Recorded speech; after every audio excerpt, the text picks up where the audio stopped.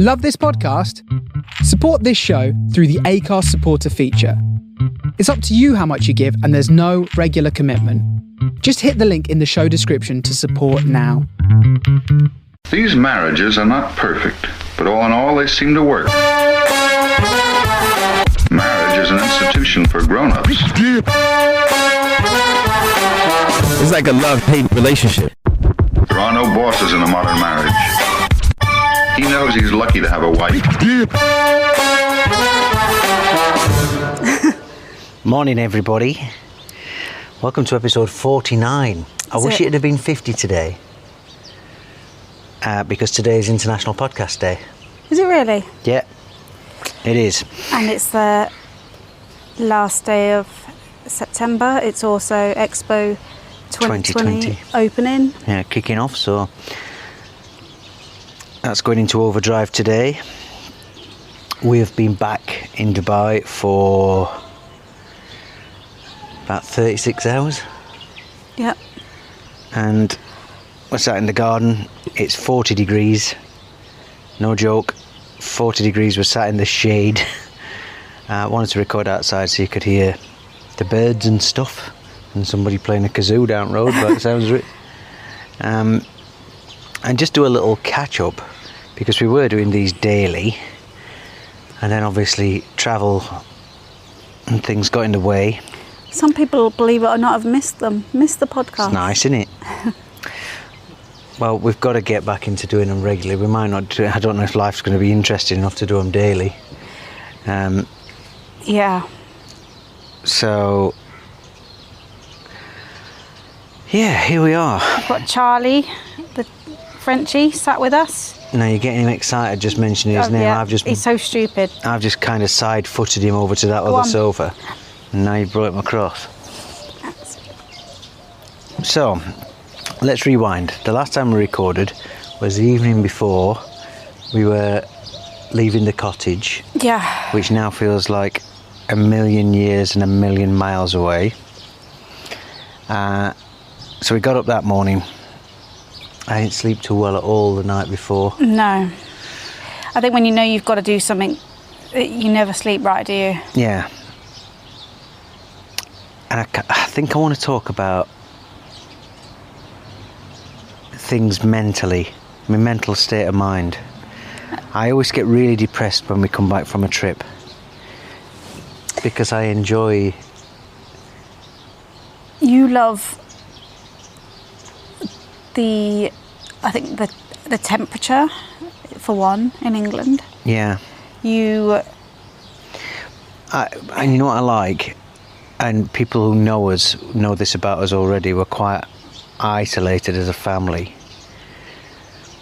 which is why we didn't struggle, apart from when we got ill, we didn't struggle a hell of a lot during COVID, during the lockdowns, because it's kind of sometimes how we like to be. Yeah. But I love spending time with you even after all these years. I do. Good job. And with reality, with real life, comes a separation from you, comes a separation from the kids, and I know that I'm getting depressed because I don't sleep a lot anyway, but I start sleeping a lot less, and I also have to constantly be listening to audio. Now, I don't know if you've noticed that over the last... It started with Bob Mortimer's book while we were back in the countryside, and I started listening to that book just after we'd dropped Leo at uni, because I was finding it hard to sleep, and yeah, knowing the trip was ending, knowing things were going to get back to reality, knowing we were leaving him behind, I started to really struggle. We're both quite bad with sleeping, and I think you listen to podcasts to try and take your mind somewhere else. Yeah. I try and read fictional murder rubbish. Murder husband books. No, they're not actually. A lot of murder husband books. They're not. But I think we both like to be trying to not have to think, and I'm like that in the daytime, where I'll start tidying up, or I'll find things to do. Yeah. Because I can't. If I think. Yeah. Thinking's the issue. Yeah. If I think, I get upset. Like now I'm thinking about it. But you know. Yep. If I think, then I get upset. So I have to keep myself busy, and I think that's what you're saying with nighttime. You have to keep your mind. Well,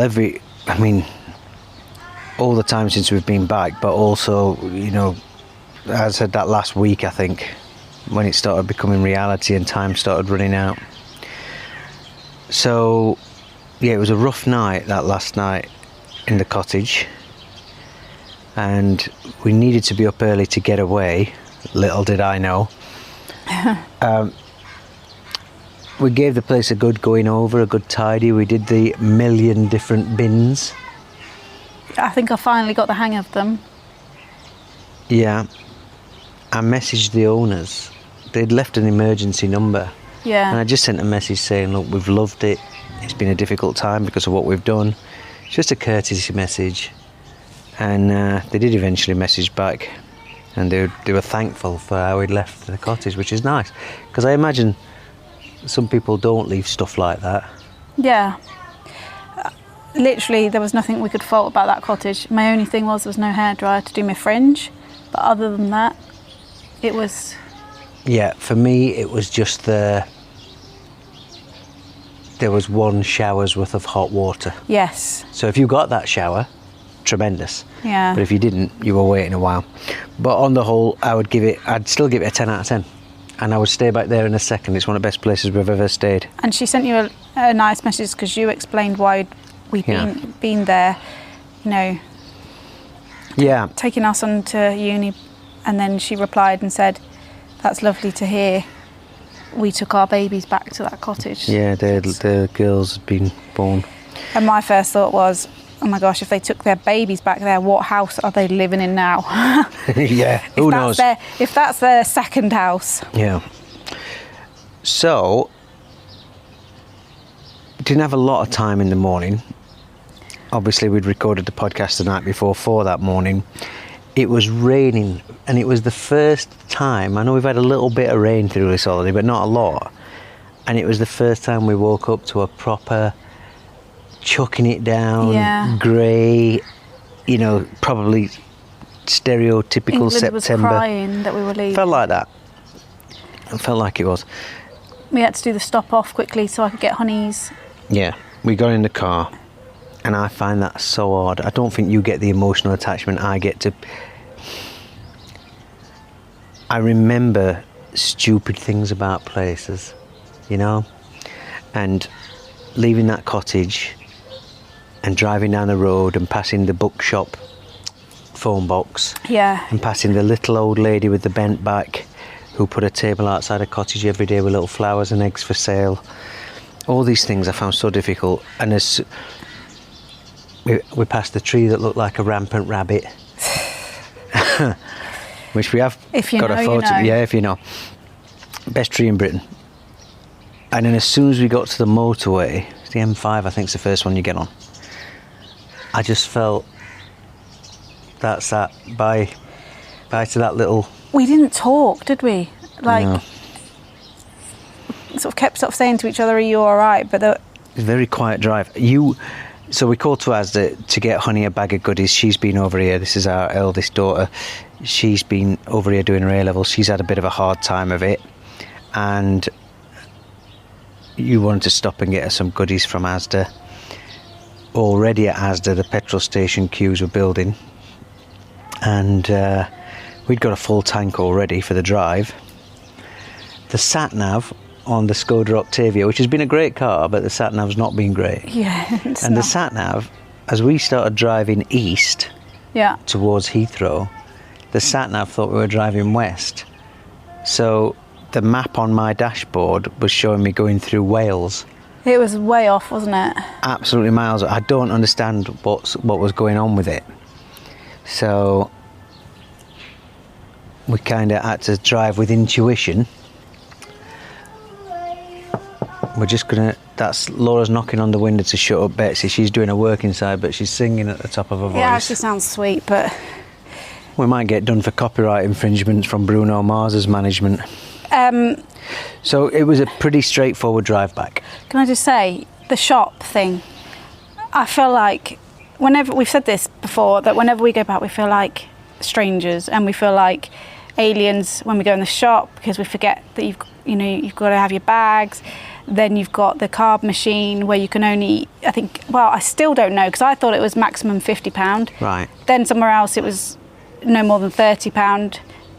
And then you've got the weigh-in machine when you do your self-checkout. Yeah. Now I went in there, put my stuff on one side, but didn't put my bag to collect it on the other side. Yeah. And it's all so sensitive. Yeah. And I'm stood there and I'm like, and then it says, please wait for assistance. And I'm like, oh my gosh. And she comes in, she goes, yeah, my love, you've got to put your bag there. And I'm like, oh, right, okay. And you feel so stupid.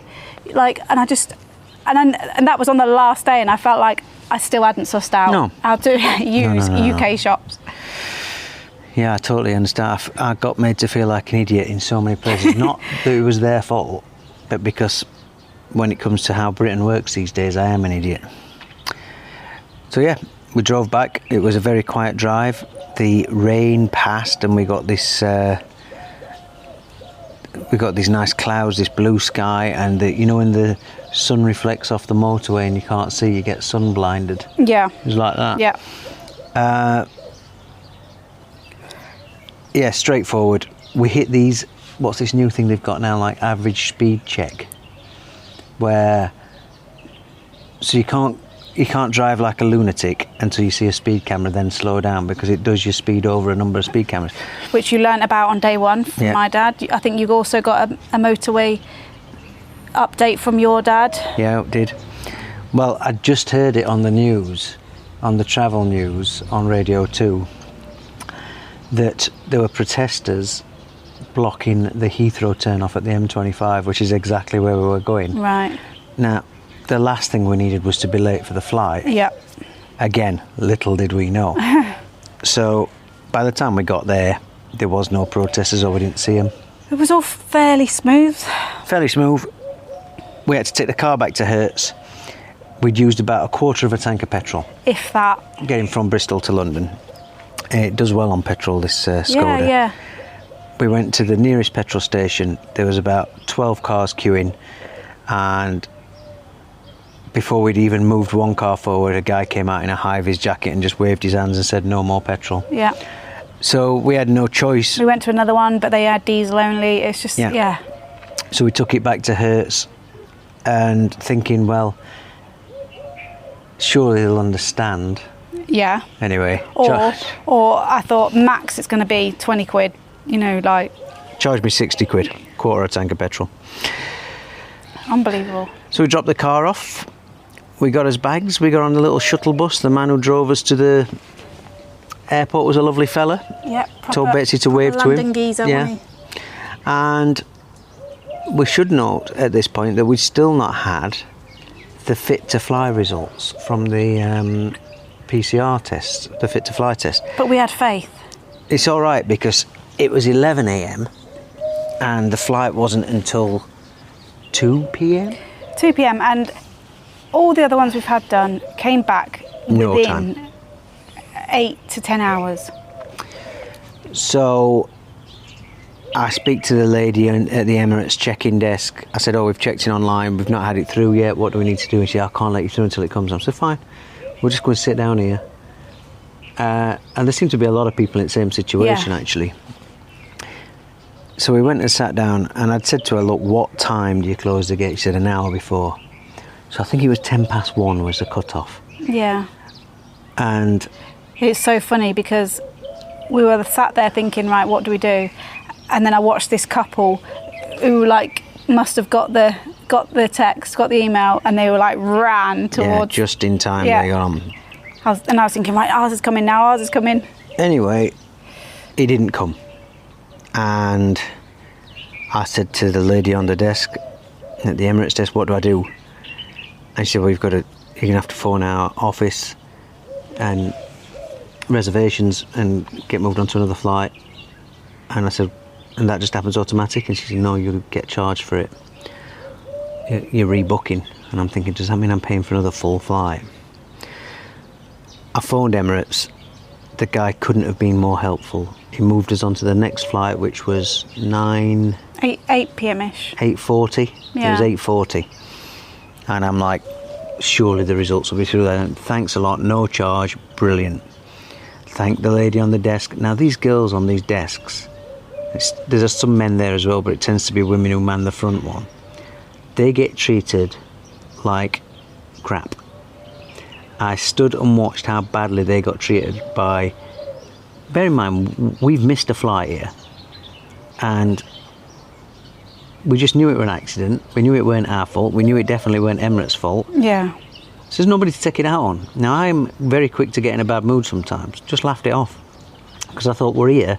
What's the point in me and you being mad at each other, being tetchy? We did really well, actually. So we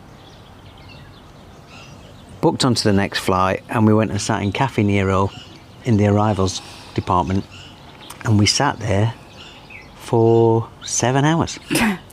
Every now and then we'd get a sandwich, we'd get some drinks, we set up shop, we found some chargers for computers. Betsy Pearl did her homework. Literally till my computer ran out, yeah. I sat refreshing my email. I swear to God, I wore a groove in my phone screen from hitting refresh on that email. And unbelievably, the Fit to Fly, people were following this on my Instagram and Twitter. Yeah. And people were incredulous. They couldn't believe it were happening to us, you know. And I almost just got zen. I just thought, right, and you told me then there was going to be another flight about 2 hours later, 20 past 10 or something. Yeah. And I said to you, is it worth sitting here, booking onto that flight, possibly getting charged for the next booking, Yeah. then not being able to get on it and having to be charged again? Yeah. And I'd seen that there was an airport hotel, it's called Aerotel. And I said, why don't I just book us in?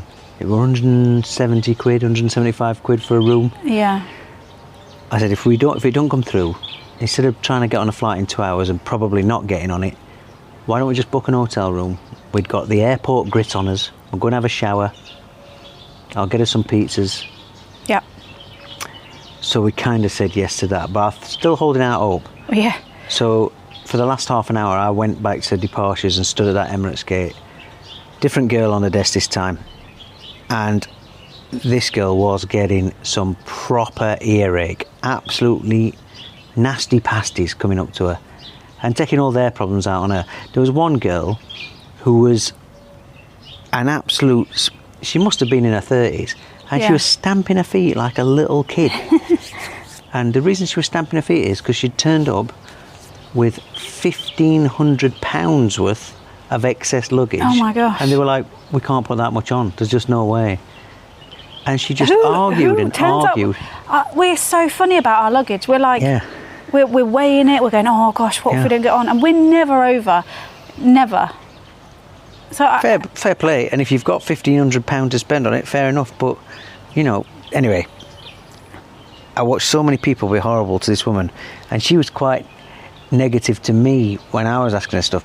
And I was thinking, right, she's having a really bad day here. So I was just so nice to her.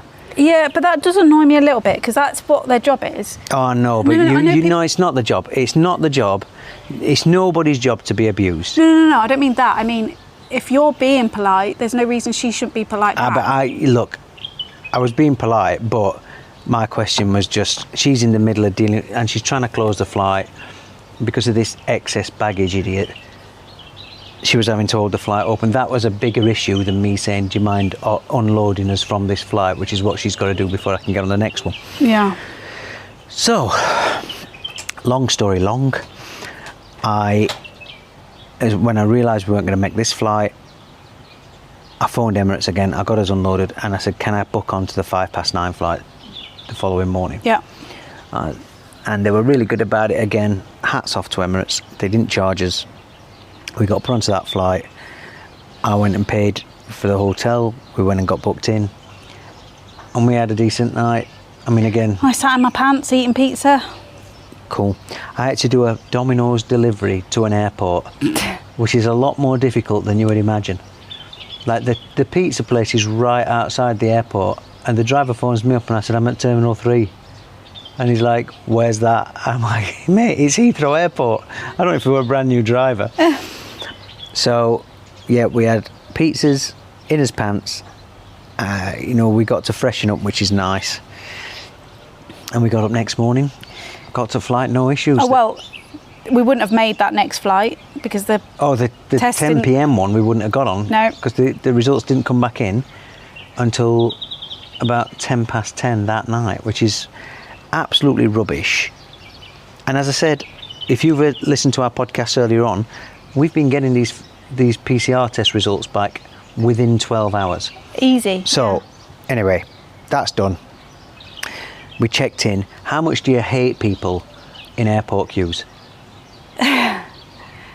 Well, it just seems to bring out the very worst in people. Yeah, and snappy, you nasty see people. People from all different walks of life. Yeah. And it's interesting how different people behave. Yeah, and every single person were told they had to wear a mask in that queue, and I'd say 80% were, but the 20% who weren't really annoyed me. I was that close to saying to those people, Yep. do you mind putting your mask on? And I didn't know the reaction I'd get, but because it's not legal in the UK, although I thought it was in the airports. I think there's things saying you must have them on once you're inside in the the building. airports it does say it. So, And the Emirates woman was telling them in the queue.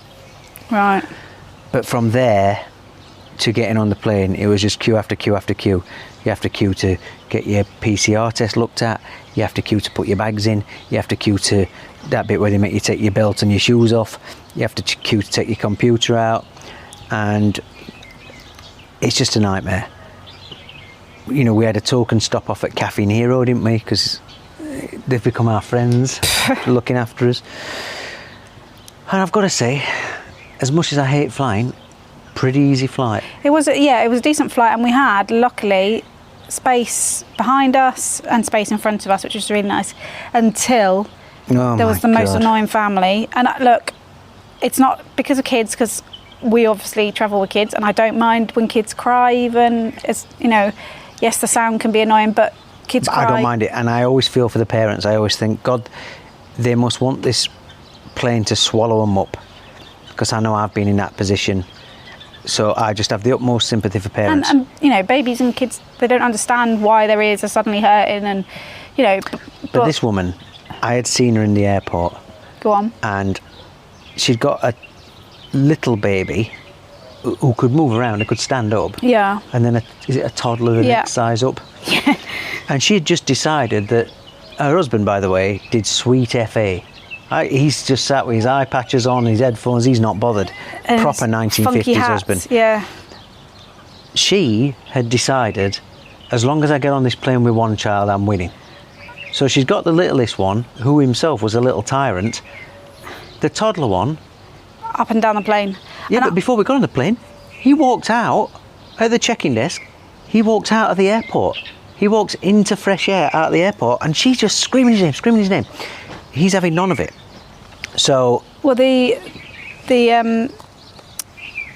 flight attendant, she had to speak to her and say, please, can you keep your children under control? Because we're concerned for their safety. Now, I don't know about you, but I had the thought, what if that kid goes to the exit door on the plane? And pulls the lever. Yeah, because he was being... And the thing is, he was doing that thing where he was reaching over at our seats, which, again...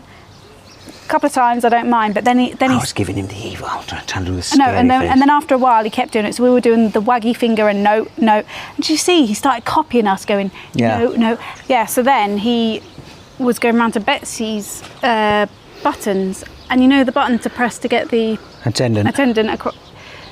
He kept pressing it, so Betsy's getting annoyed, keeps turning it back off again because she doesn't want to get into trouble for being that kid that keeps pressing that button. And he knew what he was doing, and he kept coming back. And then in the end, Betsy got so annoyed that she went and hid the controller. It was so funny watching her do that, because I'd not seen this happen. And when I realised what was happening, she cracked me up, because in that moment, she was like a little hyacinth bouquet or something, weren't she? Yeah, I loved it. But for me, like it's hard. Like you said, you've got two kids. The husband's not helping, but stick a film on. You've got the TVs, like. Just entertain them, because she was at some point she was just not even looking at them, and away they were, like, anyway. And you just can't do that. And I know it's God, I know how stressful it is being a dad and being a rubbish parent, but being, you know, when you're not getting the help from your other half like that, and she's trying to watch both of them. I did feel for her, but I thought she was just handling it all wrong, and she just left one of them running wild around playing. Yeah. But other than that. But the flight itself, you know, I managed to keep us in the air with my concentration, which I do. I do keep all flights that I'm on from crashing by concentrating really hard. I didn't feel that scared on that flight, which is good for me because I normally do. I think I was that fed up. Yeah. And just like, whatever. I couldn't watch a film because I thought any film I watch, it'll make me cry. Even if it's a comedy, I'll probably... Should say you did very well. I think because of all the stress of getting through the airport, I thought it was probably going to be when we sat on the flight, but then, or when we were sat in the airport. But it was so much stress that it never came. You got a bit teary on the airport once, in the airplane once or twice, but not too bad. You were all right. We had a little cuddle and stuff. Yeah, and then we touched down. We landed. We got to Dubai. Dubai airport was pretty good, I have to say. Relatively, no real stress. The only thing I would say about it is the duty free. I love airport duty frees because I like shiny things. And I love... But not shiny bottles. No, I do love shiny bottles. I don't like the contents. I'm not a drinker. Yeah. But they've got like gold bottles. They had a James Bond bottle of Bollinger in a special James Bond case, which I loved.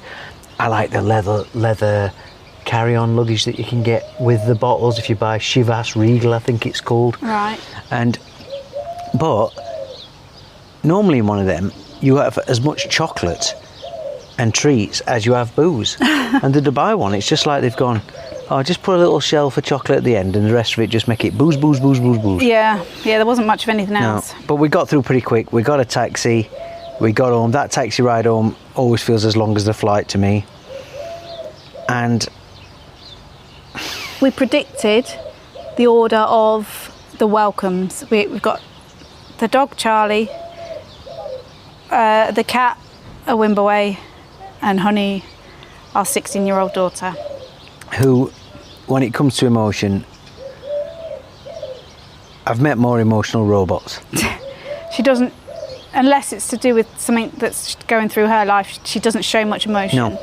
But so we predicted Charlie would be the happiest, then Honey, and then the cat would just be like... We forced her to give us a hug, which she never does, and I kept repeating how much I'd missed her, how much I wished she'd have been there with us and all this sort of stuff. Before I'd even sat down, she's telling us about, she's not saying, oh God, what a nightmare, you got stuck in airport, oh my God, this, that and the other, oh, how was it, how was Leo, all this. She was straight into telling us about her school issues. Now, in fairness to her, it's been tough on her, us not being here, and I've realised that all along, but I think this last couple of days I've realised how much I think she's missed us. She's struggling not with work, but struggling with timetables and stuff that she's going through at school at the minute. And I think not only her, but her and some of her friends have said the difference of A-levels to GCSEs, the difference in, I think, perhaps how it is within the classroom. And now Honey, as any of her teachers will attest, is almost the perfect student. She loves school like nobody else. Yep, she thrives.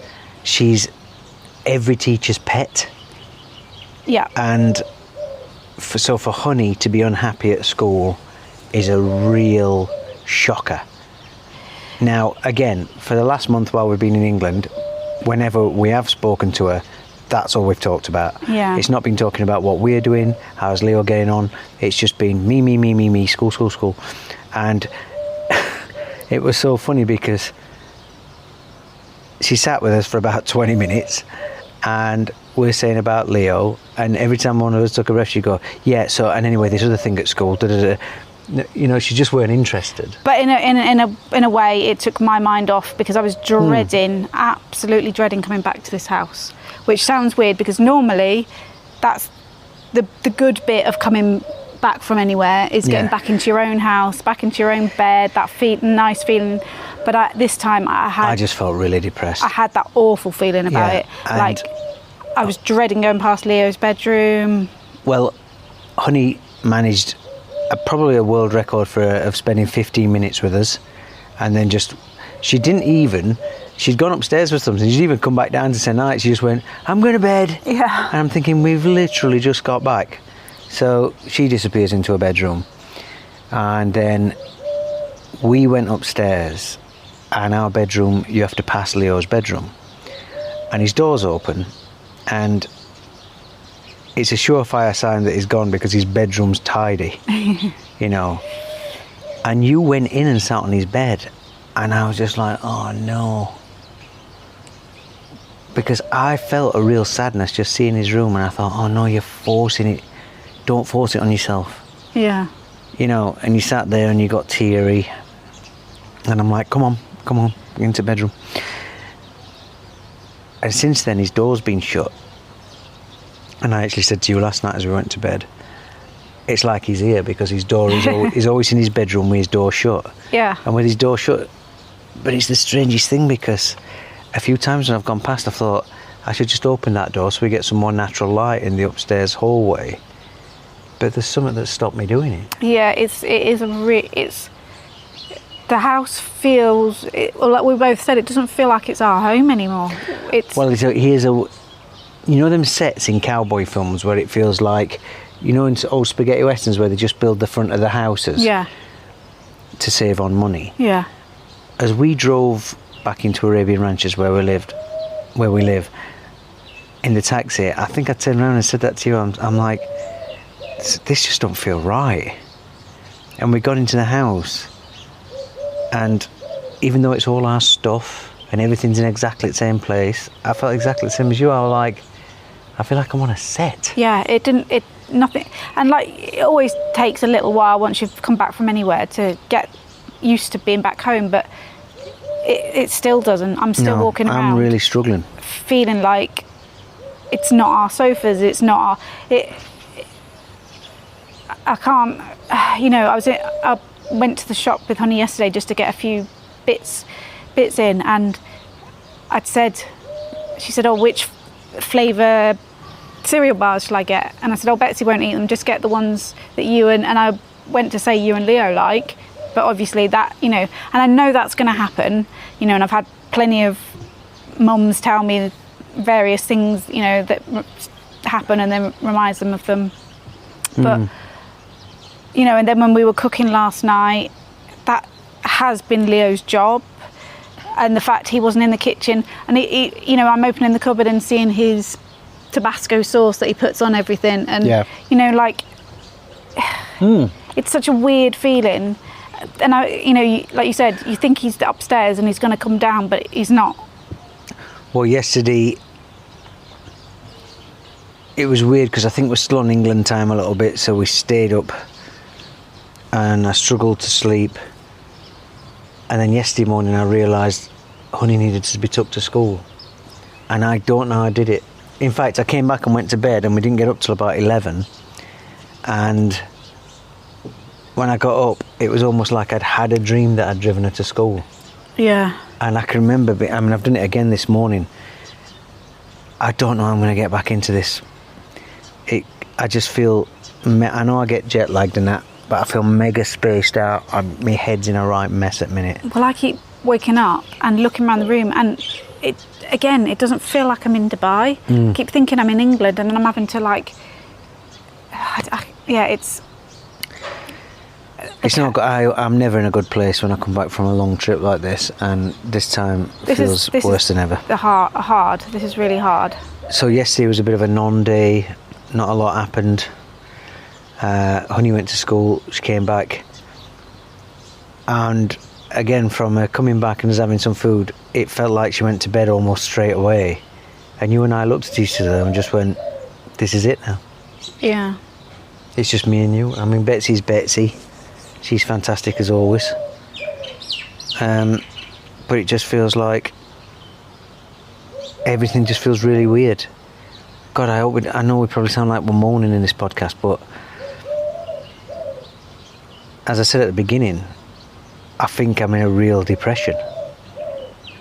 You know, and in a couple of days I'm back on radio, and It's probably weird for people to hear you like this, because I think at least for the last week or so people have heard me being down, and people see you, you know, you're Mr. Funny, and I don't... Well, it's a hard thing to open up about, but you know the real me, and you know how much time I spend being depressed and feeling insecure and feeling rubbish. But it's, you know, and when I was driving Honey home from school, she actually said, Mum, I'm really, really depressed as well. You know, I think she probably is missing Leo a lot more than she realises or will admit.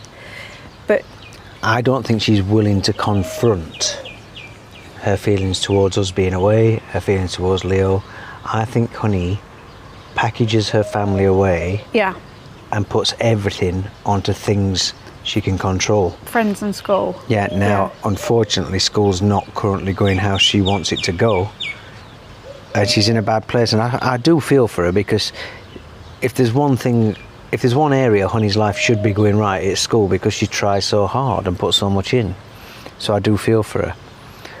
You know, I'd love her to be a bit more, you know, a bit more loving, a bit more friendly, a little less stunted in emotions around us, because we're very emotional people. But when we were eating dinner last night, I said, you know, does it feel good to be having dinner with us again? And she said, yeah, that was as much as I was going to get out of it. But yeah, so I think it's strange, yeah, like I said, for people to hear that you're, you know, it's got you, it's got Honey. And I think, you know, we're sat here in a garden with some beautiful trees, some beautiful birds, a swimming pool, which sounds, you know, like to a lot of people, we're in a holiday home here. Yeah. And we should be, I am grateful, but we should be happier. And it'll take time, but yeah. I just don't know if this is... We need to work our way through this. You're not seeing me post pictures of this.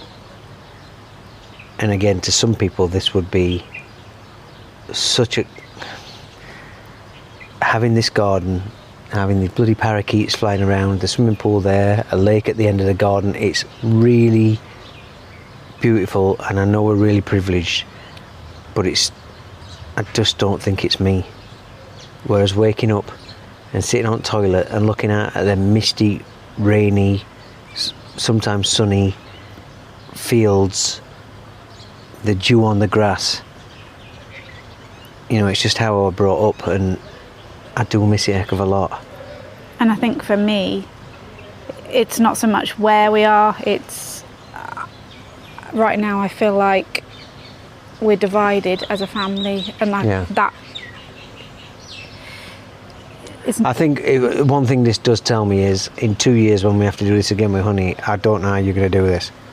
Yeah. I don't know how you especially, but us, are going to come back from dropping her. So, you know, 2/3 of us kids are in England. Yeah. I just don't know. Yeah, so... Cheery today. I think we needed to get one down on record for that last bit of the trip, because we've done the rest of the trip. And again, so many lovely messages. I know we said this on the last few podcasts, but I think this time, because of what we went through in airport, it was almost into triple figures how many messages of goodwill and, you know, sympathy, and just lovely messages we got from people. Yeah. So thank you so much for that. Yeah, next week's going to be interesting, because Betsy's back in school, back to DPA, you're back at work.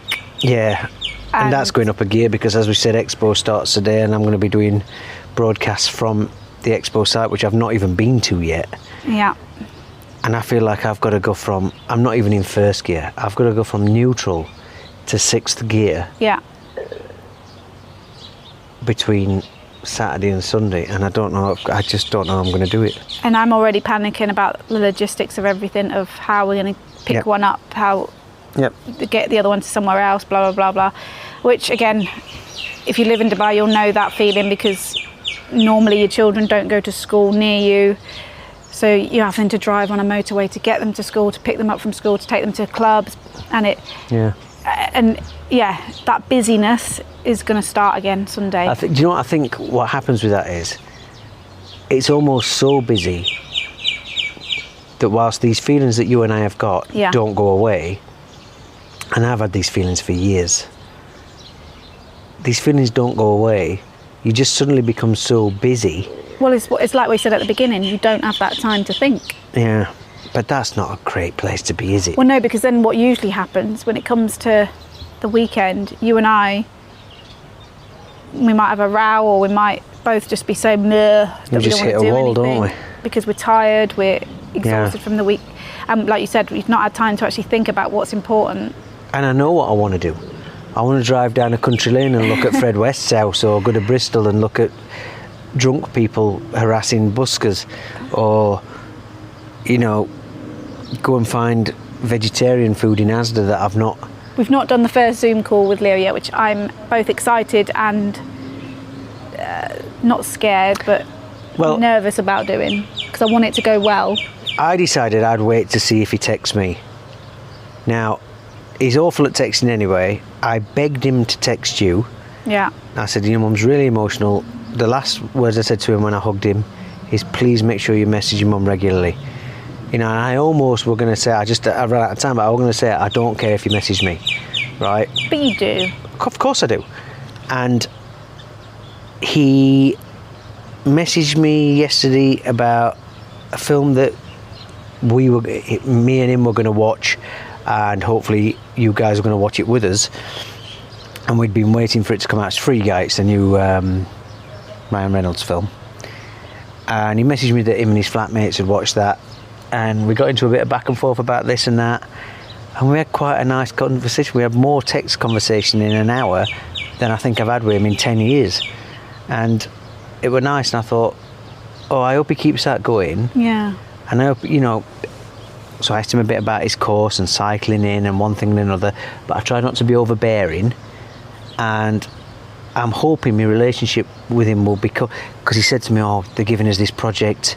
I've teamed up, what's his mate called? Toby. I've teamed up with Toby for this project. We've got to write a script for something, but they're giving us the brief next week. And I said, well, because normally with stuff like this, I help him quite a bit, don't I? When it's been for school, and it's been scripts or filming or anything like that, I'm normally really good with the creative side, because it's what I tend to do at work.